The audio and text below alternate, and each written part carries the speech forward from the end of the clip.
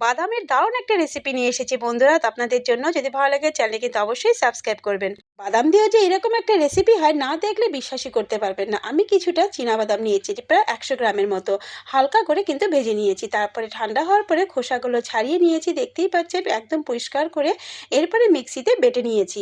আর এদিকে চিনির শিরা বানিয়ে নিয়েছি। 1 কাপ চিনিতে আমি 1 কাপ জল দিয়ে শিরা বানিয়ে নিয়েছি। তার থেকে কিন্তু কিছুটা আবার একটা বাটিতেও তুলে নিয়েছি আলাদা কালারের জন্য।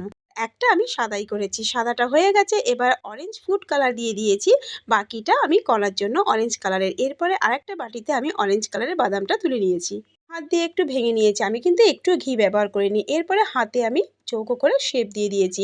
প্রথম দু রকমের শেপ আগে করে নিয়েছি, তারপরে একটা সন্দেশের ওপরে আর একটা সন্দেশ বসিয়ে দিয়েছি বাদামের। এইভাবে সমস্ত বাদামের সন্দেশগুলো কিন্তু আমি করে নিয়েছি। আমার করা কমপ্লিট হয়ে গেছে সন্দেশগুলো। বন্ধুরা, বাজার থেকে তো আমরা সবসময় মিষ্টির দোকান থেকে মিষ্টি কিনেই খাই। একদিন এইভাবে করেই দেখুন না।